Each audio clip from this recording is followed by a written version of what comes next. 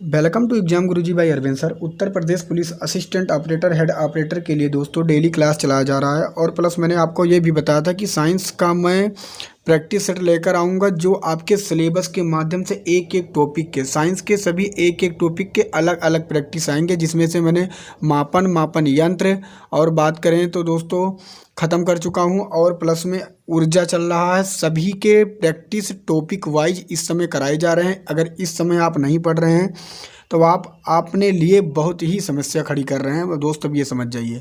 क्योंकि topic wise कम समय में अगर कोई आपको सॉल्व करवा रहा है, अगर प्रैक्टिस दे रहा है, तो वह exam Guruji by Arvind sir channel है। तो आपको यहाँ पे देखना है, इसमें ऊर्जा को पूरे कंप्लीट किया गया है जो ऊर्जा चैप्टर से हैं, और जो भी अब तक पूछे गए प्रश्न वही प्रश्न लिए गए हैं। और इसे आपको प्रैक्टिस के तौर पर पढ़ना है और फिर आपको बताना कि आपने कितने प्रश्नों को हल किया, और इसे कम से कम 2 से 3 बार रिवीजन करना है। इसका PDF आपको हमारे टेलीग्राम चैनल पर मिल जाएगा, जिसका नाम exam Guruji by Arvind sir है, जिसपे 6100 प्लस बच्चे जुड़े हुए हैं। आप जाकर वहाँ जुड़कर इसका PDF ले सकते हैं। अगर कोई मैसेज करना है तो मुझे इंस्टाग्राम पे कर सकते हैं, सर्च करना होगा अरविंद जायसवाल 000। तो चलिए अब हम लेट ना करते हुए हर प्रश्न का उत्तर देखेंगे कि क्या क्या होगा। यदि वायु प्रतिरोध को नगण्य माने तो मुक्त रूप से गिरते हुए पिंड को स्थितिज ऊर्जा और गतिज ऊर्जा का योग क्या होगा। स्थितिज ऊर्जा और गतिज ऊर्जा का योग क्या होगा। तो योग आपको क्या होगा, आपको बताना है अनंत, स्थितिज ऊर्जा के योग का दोगुना, या शून्य, या स्थिर। तो इसका आंसर आपको बताना है कि क्या हो सकता है। हम आपको बता दें दोस्त, जब आप किसी मुक्त रूप से गिरते हुए पिंड का जो मान होगा दोस्तों वह स्थिर होगा। इसका correct answer option number D सही हो जाएगा। जब आप एक रबड़ बैंड खींचते हैं तो हस्तांतरित ऊर्जा के रूप में संग्रहित होती है। जब आप एक रबड़ बैंड खींचते हैं तो उसमें जो ऊर्जा होती है वह एक स्थितिज ऊर्जा होती है, जो कि ऑप्शन नंबर ये में दिया गया है। ये इसका करेक्ट आंसर हो जाएगा। कोई भी अगर रबड़ की बात आ जाए खींचने में तो उसमें केवल स्थितिज ऊर्जा ही होगी। अगला प्रश्न आपके सामने है, यहाँ पे है कि के कणों को गतिज ऊर्जा अधिकतम होती है। किसके कणों के गतिज ऊर्जा सबसे अधिक होती है आपको बताना है। द्रव के, कि ठोस के, कि प्लाज्मा, की गैस के। जो गैस के कण होते हैं, जो गैस के कण होते हैं, इनकी गतिज ऊर्जा जो है सबसे तेज होती है। तो इसका correct answer option number D सही हो जाएगा। वही प्रश्न हैं जो ऑनलाइन पेपर में पूछे गए हैं, आपको इग्नोर नहीं करना है, लेकिन अगर आप कर रहे हैं तो ये आपकी भूल है, आपकी मर्जी है। जब एक संपीड़ित स्प्रिंग को छोड़ा जाता है तो यह अपनी स्थितिज ऊर्जा को किसमें बदल देता है आपको बताना है। किसमें बदल देता है। तो यह स्थिति ऊर्जा को जैसे आप छोड़ेंगे तैसे तेजी से बढ़ेगा, और ये जो तेजी से बढ़ेगा यंत्र स्थिति ऊर्जा को यह गतिज ऊर्जा में किस में करेगा, गतिज ऊर्जा में कन्वर्ट कर देगा, बदल देगा, जो कि ऑप्शन नंबर डी में दिया गया है। डी सही हो जाएगा। निम्न में से कौन सी ऊर्जा किसी वस्तु की ऊंचाई के साथ बदलती है। कौन सी ऊर्जा किसी वस्तु के ऊंचाई के साथ बदलती है। तो जैसे जैसे ऊंचाई के साथ केवल एक ही ऊर्जा बदलती है, जिसका नाम है स्थितिज ऊर्जा, जो कि ऑप्शन नंबर डी में दिया गया है। बांध में संग्रहित पानी में कौन सी ऊर्जा होती है। पानी में कौन सी ऊर्जा होती है। तो बांध में जो संग्रहित पानी होता है इसमें भी केवल स्थितिज ऊर्जा होती है, जो कि ऑप्शन नंबर ये में दिया गया है। एक गतिशील वस्तु अनिवार्य रूप से क्या प्राप्त करती है। एक गतिशील वस्तु जो है अनिवार्य रूप से अगर वो करेगी तो वह गतिज ऊर्जा प्राप्त करेगी, जो कि ऑप्शन नंबर ए में दिया गया है। इसका PDF आपको हमारे टेलीग्राम चैनल पर मिल जाएगा। मैथ के क्लास, साइंस के क्लास, GK, हिंदी सभी के क्लास दिए जा रहे हैं, जो कि वही क्लास दिए जा रहे हैं जो आपके पेपर के लिए रामबाण है। निम्नलिखित में से कौन सी ऊर्जा सदैव धनात्मक होती है। कौन सी ऊर्जा सदैव धनात्मक होती है। तो इसका जो करेक्ट आंसर होगा वह गतिज ऊर्जा होगा, जो कि ऑप्शन नंबर बी में दिया गया है। अगला प्रश्न आपके सामने है, इसका उत्तर आपको बताना है कि क्या होगा। ऊर्जा का व्यावसायिक इकाई क्या है। ऊर्जा का व्यावसायिक इकाई क्या है। तो ऊर्जा का जो व्यावसायिक इकाई होता है, यूनिट होता है, वह किलोवाट घंटा होता है, जो कि ऑप्शन नंबर ए में दिया गया है। एक संपीड़ित स्प्रिंग में कौन सी ऊर्जा होती है? एक संपीड़ित स्प्रिंग में दोस्तों मैंने आपको बता दिया कि कोई भी अगर स्प्रिंग होगी तो वह केवल केवल उसमें एक स्थितिज ऊर्जा रहती है, जो कि ऑप्शन नंबर ये में दिया गया है। ये इसका करेक्ट आंसर हो जाएगा। किसके अनुरूप वस्तु की गतिज ऊर्जा की वृद्धि होती है? किसके अनुरूप आपको बताना है कि वस्तु की गतिज ऊर्जा की वृद्धि होती है, तो इसमें गति के अनुरूप ही गतिज ऊर्जा की वृद्धि होगी। इसका correct answer option number D सही हो जाएगा। गतिशील वस्तु की गतिज ऊर्जा किस पर निर्भर करती है? गतिशील वस्तु की जो गतिज ऊर्जा है वह किस पर निर्भर करती है? तो वह द्रव्यमान और वेग पर निर्भर करती है, जो कि ऑप्शन नंबर डी में दिया गया है। डी इसका करेक्ट आंसर हो जाएगा। यांत्रिक ऊर्जा गतिज ऊर्जा किसका संयोजन है और कौन सा इसमें बताना है? यांत्रिक ऊर्जा और गतिज ऊर्जा और इसमें एक ऊर्जा और मिलेगा तो का संयोजन बनेगा। तो इसका जो करेक्ट आंसर होगा दोस्तों, यांत्रिक ऊर्जा और गतिज ऊर्जा और स्थितिज ऊर्जा का एक संयोजन है, जो कि ऑप्शन नंबर सी में दिया गया है। इनमें से किसे ना तो बनाया जा सकता है और ना ही नष्ट किया जा सकता है। इसका करेक्ट आंसर क्या होगा?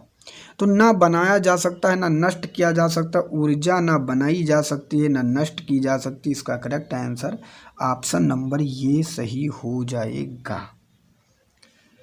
अगला प्रश्न आपके सामने, गतिज ऊर्जा किसके बराबर है? गतिज ऊर्जा किसके बराबर है? तो गतिज ऊर्जा जो है दोस्त वह 1/2 mv के पावर 2 जो दिया गया है, यही इसका करेक्ट आंसर होगा, जो कि ऑप्शन नंबर ये में दिया गया है। अगला प्रश्न आपके सामने, जब किसी बंदूक से गोली चलाई जाती है तो इसकी संभावित स्थितिज ऊर्जा किसमें परिवर्तित होती है? सभी को पता है जब बंदूक से गोली निकलती है तो वह गति में चलती है, तो गतिज ऊर्जा में कन्वर्ट हो जाएगा, जो कि करेक्ट आंसर ऑप्शन नंबर ये में दिया गया है। यांत्रिक ऊर्जा किसके बराबर है? यांत्रिक ऊर्जा किसके बराबर है? इसका आंसर आपको बताना है। तो यह जो है यह गतिज ऊर्जा प्लस स्थितिज ऊर्जा के बराबर है, जो कि ऑप्शन नंबर बी में दिया गया है। पहाड़ से गिर रहे किसी पिंड में आपको बताना है होती है क्या होती है? इसका करेक्ट आंसर क्या होगा, क्या हो सकता है? तो इसका करेक्ट आंसर होगा ऑप्शन नंबर ये, गतिज ऊर्जा और स्थितिज ऊर्जा दोनों होती है, जो कि ऑप्शन नंबर ये में दिया गया है। अगला प्रश्न है, 5 मीटर सेकंड की गति से गतिशील 22 kg वजन वाले वस्तु की गतिज ऊर्जा कितनी होगी? मैंने क्या बताया दोस्तों, जो गतिज ऊर्जा का फार्मूला है वह 1/2 mv²। अब 1/2 लिख लेना है, mv² दिया गया है। अब आपको ये देखना है कि m कितना है और b कितना है। यम कितना है? तो यम होता है दोस्त, और बी क्या होता है आपको बताना है।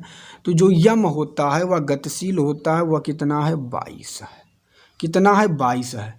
और जो बी होता है, बी का मतलब दोस्तों गति होता है, तो 5 मीटर है, स्क्वायर दिया गया है, तो इसे हम 2 बार गुणा कर देंगे। 2 से काटेंगे, यहाँ होगा 11, 11 × 5 = 55 हुआ, और 55 को 5 से जब गुणा करेंगे तो 275 आएगा। 275 इसका आंसर हो जाएगा, जो कि ऑप्शन नंबर ये में दिया गया है। अगला प्रश्न आपके सामने, इसका उत्तर आपको देना है। टरबाइन द्वारा बहते पानी और हवा का प्रयोग परिवर्तन के लिए किया जाता है। किस परिवर्तन के लिए किया जाता है? तो दोस्तों यह गतिज ऊर्जा को विद्युत ऊर्जा में परिवर्तित करने के लिए किया जाता है, जो कि correct answer option number C में दिया गया है। सी सही हो जाएगा। अगला प्रश्न आपके सामने है, यांत्रिक ऊर्जा माइनस गतिज ऊर्जा बराबर क्या होता है? तो यह होता है दोस्तों स्थितिज ऊर्जा, जो कि ऑप्शन नंबर बी में दिया गया है। बी इसका करेक्ट आंसर हो जाएगा। एक वस्तु की गतिज ऊर्जा और स्थितिज ऊर्जा का योग को क्या कहा जाता है? वस्तु की गतिज ऊर्जा और स्थितिज ऊर्जा के योग को क्या कहा जाता है? इसका आंसर आपको बताना है कि क्या होगा। अभी मैंने आगे इसे बताया था कि इसका क्या कहा जाता है। इसका आंसर आपको खुद कमेंट बॉक्स में देना है। इसके पहले अभी 2 या 3 क्वेश्चन करवा चुका हूँ। इसके पहले ऑलरेडी अभी मैंने बताया कि क्या होगा। चलिए मैं बता भी देता हूँ। यांत्रिक ऊर्जा होता है, ये ध्यान रखना है। ऊर्जा में 2 प्रकार की ऊर्जा होती है। ऊर्जा में 2 प्रकार की ऊर्जा होती है। किस ऊर्जा में 2 प्रकार की ऊर्जा होती है? तो यांत्रिक ऊर्जा में 2 प्रकार की ऊर्जा होती है, जो कि ऑप्शन नंबर ये सही है। निम्नलिखित में से किसे ना तो उत्पन्न किया जा सकता है और ना ही नष्ट। मैंने बता दिया दोस्तों, ऊर्जा एक ऐसी चीज है जो कभी भी ना नष्ट किया जा सकता है ना ही उत्पन्न। 20 किलोग्राम द्रव्यमान का एक वस्तु 10 मीटर सेकंड की समान वेग के साथ आगे बढ़ रहा है, तो वस्तु द्वारा प्राप्त गतिशील ऊर्जा क्या है? दोस्तों मैंने बताया कि गतिशील का जो फार्मूला, जो गति का फार्मूला होता है वह 1/2 mv² होता है। तो 1/2 लिखना है। यम जो दिया गया है 20 लिखना है। बी दिया गया है 10 मीटर, तो 10 को 2 बार लिखना है। 10 × 10, 2 से काट दे देना। 2 दहम्मा 10, 10 दहम्मा 100, 100 दहम्मा 1000, 1000 इसका करेक्ट आंसर होगा। जो आता है वह ऊर्जा जूल में आता है, जो कि ऑप्शन नंबर बी में दिया गया है। 20 का करेक्ट आंसर हो जाएगा। अगला प्रश्न आपके सामने, इसका उत्तर आपको देना है। गुरुत्वाकर्षी स्थितिज ऊर्जा का सूत्र क्या है? तो गुरुत्वाकर्षी स्थितिज ऊर्जा का जो फार्मूला होता है वह होता है U = mgh, जो कि ऑप्शन नंबर बी में दिया गया है। एक व्यक्ति 20 kg के सामान को जमीन से 2 मीटर ऊपर उठाकर अपने सिर पर रखता है, तो उसके द्वारा किया गया कार्य क्या होगा? इसमें सवाल में जब जमीन से उठाया गया तो इससे तुम्हें तुरंत समझ जाना चाहिए कि गुरुत्वाकर्षी का फार्मूला लगेगा। और गुरुत्वाकर्षी का फार्मूला अभी आपने देखा है, U = mgh। तो वही रख देना है, आपका आंसर आपके सामने होगा। तो आपको क्या करना है दोस्तों? व्यक्ति 20 kg का, यम का मतलब होता है मैन या 20। जी कितना दिया गया? जी क्या है आपको सभी को पता है। जी गुरुत्वाकर्षण है, कितना दिया गया है? 10। यच क्या है? कितनी ऊंचाई और ऊपर है, हाई है 2, तो 2 यही रखना है। यम जी एच, बस कुछ नहीं करना। 20 दामा 200 दूना 400, 400 इसका करेक्ट आंसर होगा, जो कि ऑप्शन नंबर बी में दिया गया है। तो ये छोटे छोटे पॉइंट को आपको याद रखना है, यही आपको सिलेक्शन के करीब ले जाएंगे। ये आप देख सकते हैं कि मैंने किस तरह बताया है कि यम = 20 kg, एच = 2 और जो जी बराबर, तो यहाँ पे इस तरह इसका आंसर होने वाला था। बारिश के दौरान ऊर्जा का किस प्रकार परिवर्तन होता है?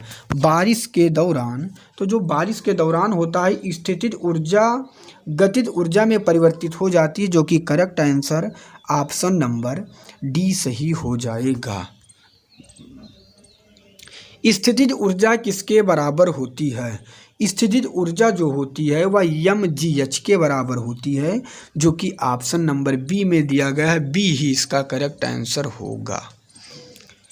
किसी वस्तु का गतिज ऊर्जा के लिए, अभी मैंने बताया कि गतिज ऊर्जा के लिए जो फार्मूला होता है दोस्त, गतिज की बात करें तो 1/2 mv², जो कि ऑप्शन नंबर बी में दिया गया है। 2 सवाल भी आप लगा चुके हैं, इसके बारे में आप समझ सकते हैं।